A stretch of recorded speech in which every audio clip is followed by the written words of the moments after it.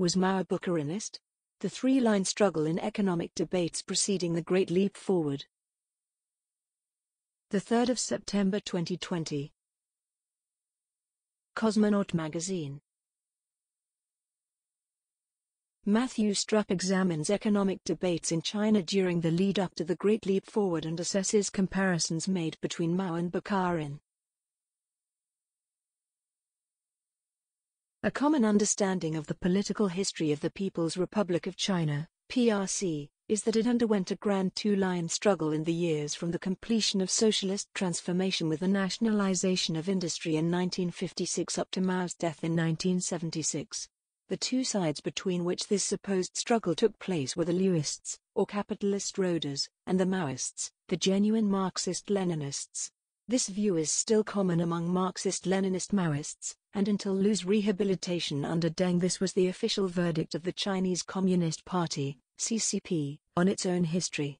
It was replaced by a view that attributed to Mao the great merit of having revolutionarily unified the country but no longer asserted the correctness of his line in these struggles, no doubt since his line, posed against capitalist roaders, had uncomfortable implications for the new leadership.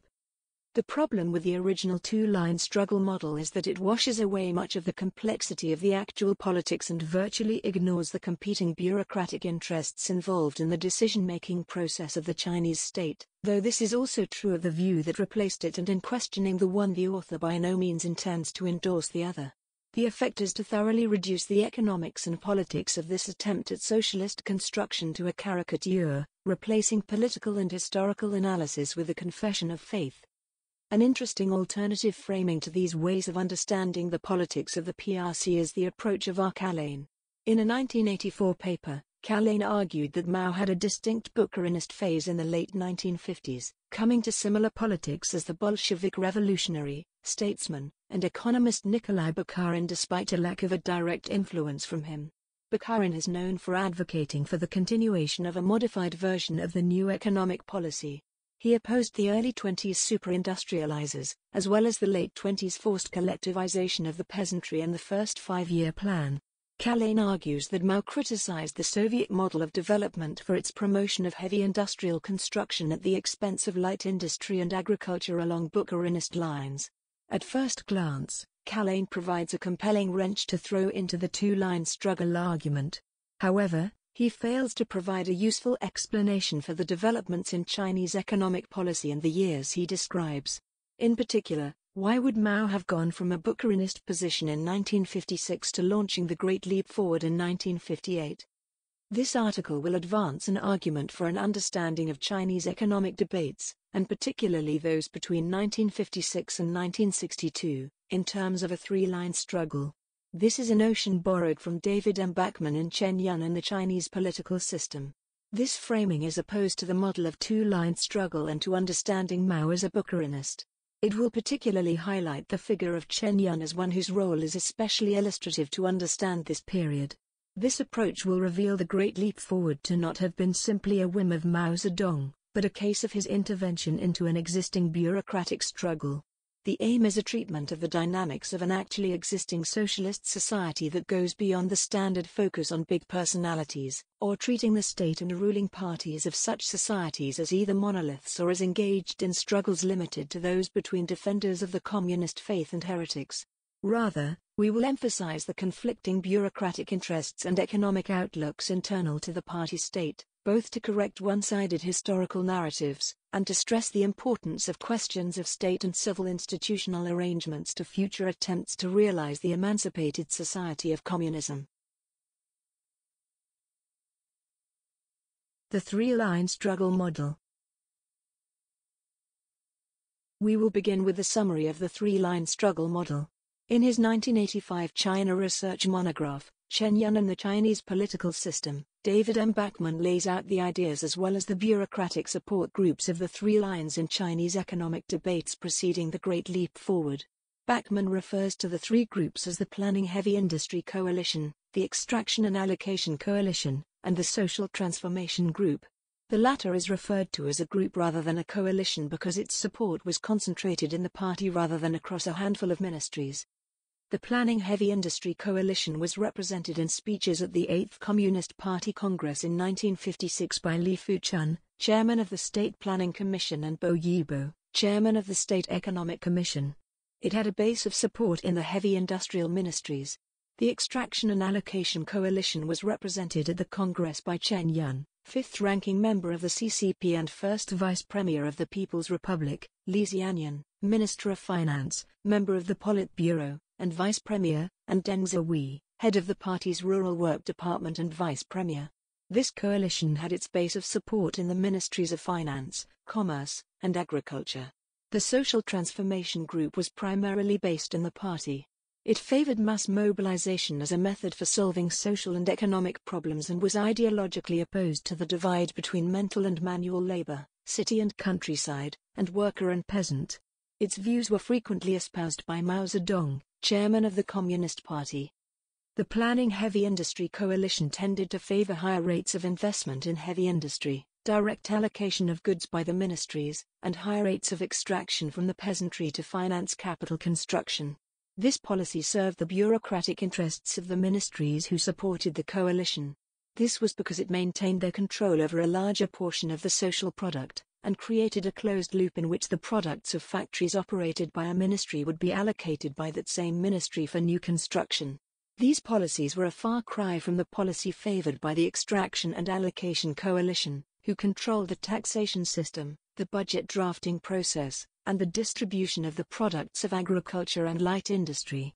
Due to its role in the distribution process and its contact with the working class, and especially with the peasantry, the Extraction and Allocation Coalition was highly sensitive to the new problems in the Chinese economy that had come along with the completion of socialist transformation, the previous focus of most bureaucrats, and shifted their focus toward these new issues. These problems included the over-extraction of grain from the peasantry, the supply problems related to the disorganization of production, and disproportion in investment that favored heavy industry over light industry and agriculture, which led to shortages of agricultural products. They also pointed to the availability of too few consumer goods to satisfy the increased worker purchasing power that had come with recent wage increases, which threatened inflation in the short run. The Extraction and Allocation Coalition thought that these problems had to be paid special attention, and that above all, rashness should be avoided. They tended not to think of the benefits of a planned economy in terms of rapid industrialization, although they affirmed the goal of a strong, socialist country. Instead, they focused on its ability to avoid the irrationality, disproportion, and destructive instability of capitalism. They thought that uses of the planning system that resulted in such instability and did not meet the needs of the population were abuses of this system. As Li Xianyan put it at the 8th Communist Party Congress, due to the existence of the planned economy in China. Quotation by Li Xianyan. It is possible for us to pay attention to the connection between one year and another in a planned way, and to regulate the range of the year-to-year fluctuations, so as to avoid, as best we can, excessive fluctuations. Had we been a bit more conservative last year and thus saved some raw materials and commodities, it would be helpful for working out the plan for 1957. We should gradually expand our material reserves, and thus ensure the even, smooth progress of our national construction, thereby further exploiting the superiority of a planned economy. End of quotation by Li Xianyan. This was a view that stressed evenness in development, rationality in planning, and the avoidance of a destructive level of fluctuation. The Extraction and Allocation Coalition favored moderate levels of grain extraction and increased investment in agriculture and light industry. They believed in the three balances of budgets, loans and repayments, and material production and allocation. They also advocated use of the market in distribution where the planning system did not yet have the requisite capacity to distribute all products, increased prices for grain to increase peasants' standards of living and incentives for production, and larger private plots for peasants. They favored cutting investment in heavy industry in the short term, but thought that the increased revenue provided by the quick turnaround of investments in light industry would put heavy industry on a more solid basis in the long term. This was a far-reaching alternative to the policies that the CCP had hitherto followed. It stood in clear opposition to the program of the Planning Heavy Industry Coalition. Bachmann argues that while this debate was raging through the state ministries, much of the party, and therefore the Social Transformation Group which included Mao himself, were too distracted by the ongoing 100 Flowers campaign to pay much attention to economic matters. When they did pay attention, it was the planning heavy industry coalition that was able to successfully make the case to Mao and the party that its policies were superior. It promised to resolve what the CCP had declared to be the principal contradiction in Chinese society, the contradiction between the advanced socialist relations of production and the backward underdeveloped forces of production, while also addressing the inequalities in Chinese society that had persisted since the completion of socialist transformation. These inequalities had begun to worry Mao more and more. It was State Economic Commission Chairman Bo Yibo and State Planning Commission Chairman Li Fuchun who pioneered the approach that synthesized the preoccupations of the Social Transformation Group with the policies of the Planning Heavy Industry Coalition. This approach involved embracing the construction of small and medium-sized enterprises in the localities funded by the localities themselves, calling for greater efficiency in production through sheer voluntarism to make up for proposed cuts in light industry investment, and making up for cuts in the central investment in agriculture by relying on peasant labor mobilization and additional investment in heavy industrial fertilizer plants. This would allow them to achieve their desired results of greatly increasing investment in large heavy industrial plants while decreasing the external demands for heavy industrial goods by the localities. The localities would now be supplied by the small and medium-sized enterprises. The fears of Mao and the Social Transformation Group about the divide between city and countryside, a divide which was growing as China industrialized, would be assuaged by bringing industry to the countryside, and the concerns about neglect of agriculture would be assuaged by advocating peasant labor mobilization. Mao rallied to this program at the third plenum of the 8th Central Committee in September to October 1957.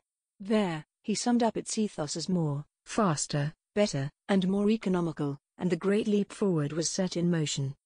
The Great Leap Forward was not simply a whim of Mao Zedong, but the program of an alliance of bureaucratic interest groups. These were the Planning Heavy Industry Coalition and the Social Transformation Group, who had come together in the course of the three-line struggle in the Chinese state and the Communist Party. Their battle against Chen Yun and the Extraction and Allocation Coalition would continue over the course of the Great Leap Forward. Chen conveniently claimed to have fallen ill between the third plenum and late summer-early fall of 1958, the period of the initial offensive of the Great Leap. He then gained Mao's full favor between March and May of 1959, a period when Mao was more critical of the leap.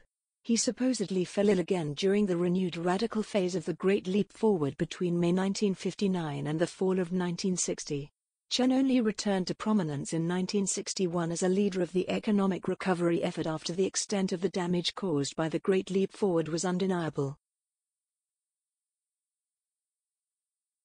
Assessing Mao's Bukharinist phase.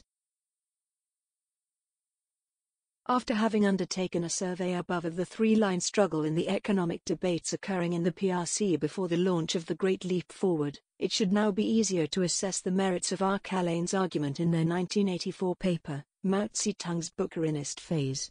Kalane argues that Mao had a distinct Bukharinist period in the late 1950s that he abandoned by the time of the Great Leap Forward.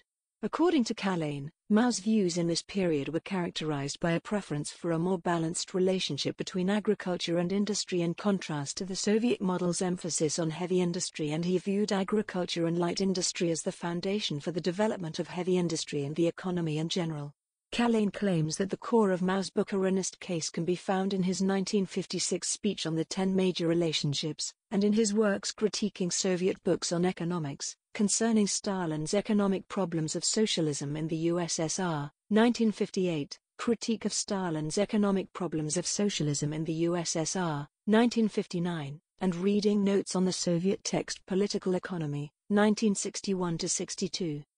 One problem with this claim should be immediately clear.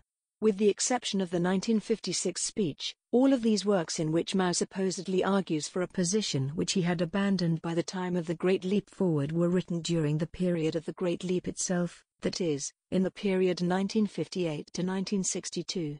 Kalane mitigates this problem by only using quotes from the 1956 speech, on the 10 major relationships, in their paper. However, it is undeniable that the purpose of these later texts was to provide theoretical underpinnings for the Great Leap Forward. By looking at the text, this picture becomes even starker. In reading notes on the Soviet text Political Economy, Mao writes, "The vast majority of China's peasants are sending tribute with a positive attitude. It is only among the prosperous peasants and the middle peasants, some 15% of the peasantry, that there is any discontent. They oppose the whole concept of the Great Leap and the people's communes."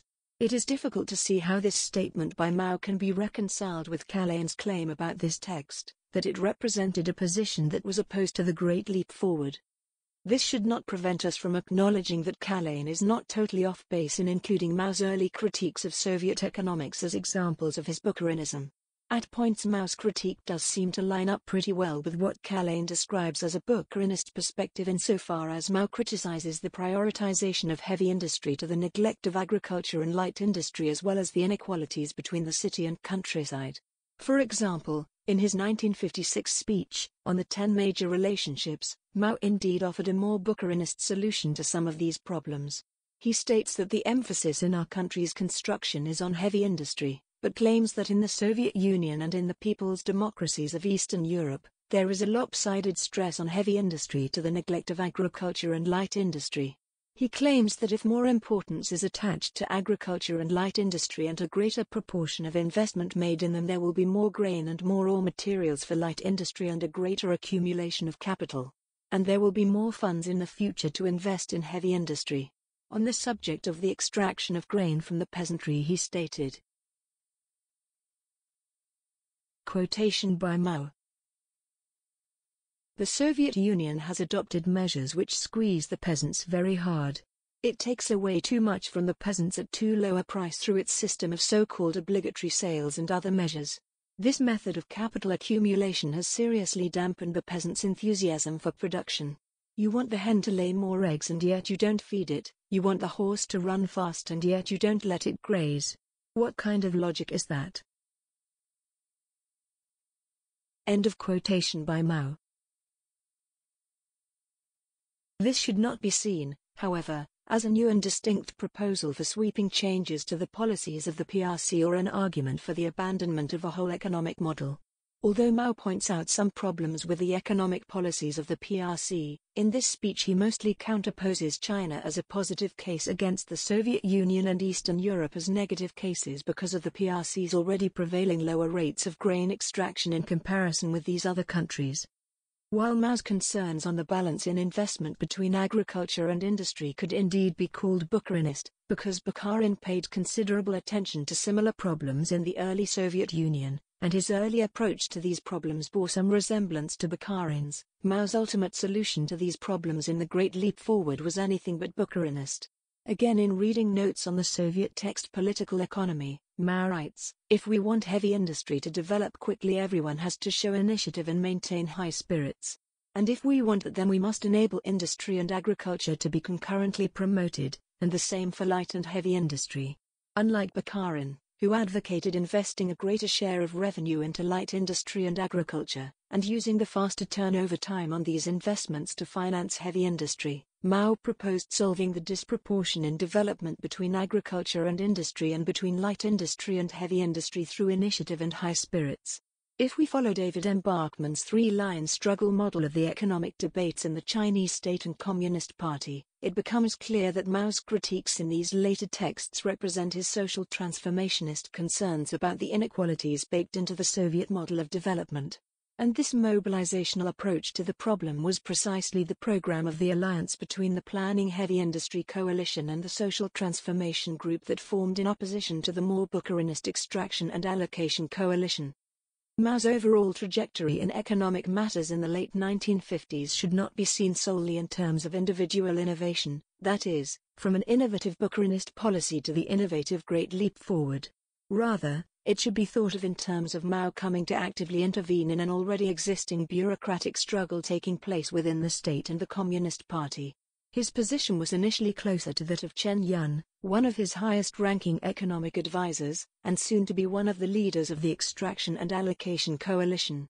Once the three-line struggle heated up and Chen became known as a partisan of the Extraction and Allocation Coalition, though, Mao shifted his position to be in favor of the side that he felt had the superior program for industrialization and social transformation, that of planning heavy industry coalition leaders Bo Yibo and Li Fuchun, in The Great Leap Forward, justifying this policy in his critiques of Soviet economics written between 1958 and 1962.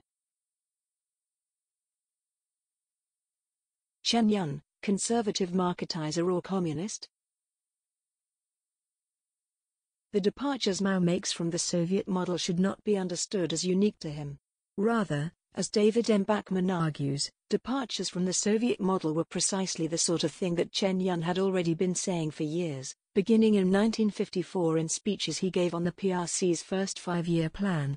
The figure of Chen Yun is a relatively neglected one in the standard narratives of the PRC's history. This is unfortunate because, in the actual political struggle that preceded the Great Leap Forward, the program of his bureaucratic coalition, the Extraction and Allocation Coalition, was the only alternative proposed at the heights of the party leadership to the new course. It was also aimed at solving the broader problems that the Chinese economy faced after the successful completion of socialist transformation. At least in the English-language literature, Chen Yun seems to have hitherto only attracted interest from supporters of China's capitalist restoration. These tend to downplay his differences with Deng Xiaoping. They value him both as a leading champion of the market in the CCP for many decades and as a moderating influence on a process of marketization that ran into difficulties when it proceeded too rashly. This is certainly true of David M. Bachman, as well as of Nicholas Arladi and Kenneth Lieberthal, authors of the introduction to a collection of Chen's speeches from 1956 to 1962 translated into English, titled Chen Yun's Strategy for China's Development, a Non-Maoist Alternative, and of Ezra Vogel, who wrote a biographical paper on Chen titled Chen Yun, His Life. For example, Bachman stipulates in a number of places that Chen Yun was categorically not a market socialist of even the Yugoslav variety, and that he saw the market solely as a supplement to the plan. Bachman stipulates that in all cases Chen thought it should be subordinated to the needs of a socialist society, becoming the leading internal opponent of the Deng marketization after it went far beyond the measures he recommended. Yet, Bachman does not consistently portray Chen as someone with serious communist commitments that might lead him to come at the problem from a totally different perspective than that which motivated this latter process. Bachman makes an open-ended process of reform one of the key tenets of Chen's economic thought and refers to him as on the conservative end of a spectrum of reformers that ends with Zhao Ziyang, the most aggressive of China's marketizers. However, Chen Yun's economic thought offers something to those of us interested in the project of a planned economy as well. He offered a serious assessment of the problems that the Chinese economy faced after socialist transformation and proposed measures he thought would strengthen the overall planning system even if it required making limited use of the market. In both the Mao era and the Deng era he opposed every round of overheating forced on the Chinese economy, which usually carried detrimental consequences. This was in accordance with an overall view of the benefits of a planned economy which insisted that the goal of socialist planning was to serve the needs of the population in a way that avoided the violent disproportion and irrationality of capitalism. Lastly, he had a birdcage model of the relationship between planning and the market, in which the bird is the market and the cage is the plan. If the cage is too small, the bird will suffocate; if there is no cage, the bird will fly away. This metaphor offers an interesting light in which to view the plan-market relationship. Reflections. David M. Bachman's three-line struggle model of the economic debates taking place in the CCP and in the state bureaucracy of the PRC preceding the Great Leap Forward is a useful lens for understanding the bureaucratic interests involved in the debate. It holds that the policies at the heart of the Great Leap Forward came into being as a result of an alliance between the Planning Heavy Industry Coalition and the Social Transformation Group in opposition to the Extraction and Allocation Coalition. We have applied this model to assess the veracity of Arcalane's claim of a novel Bukharinist approach coming from Mao. We found this model to be insufficient because it confuses Mao's social transformationist concerns in his writings critiquing Soviet economics with earlier proposals that were in line with recommendations made in 1954 by one of his highest-ranking economic advisors, Chen Yun. We have also reassessed Chen's legacy in light of scholarship that has cast him as simply a conservative marketizer. In contradistinction to this portrayal, we ought to emphasize his communist convictions and the usefulness of his thought to those attached to the project of a planned economy today.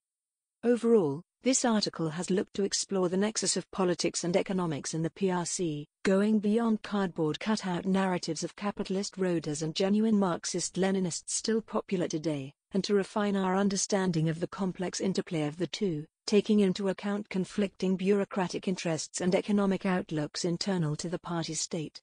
This has been carried out in the interest of correcting one-sided historical narratives of actually existing socialist societies and for the benefit of future attempts at the realization of a communist project, stressing the importance of questions of the arrangement of state and civil institutions to the course of such projects.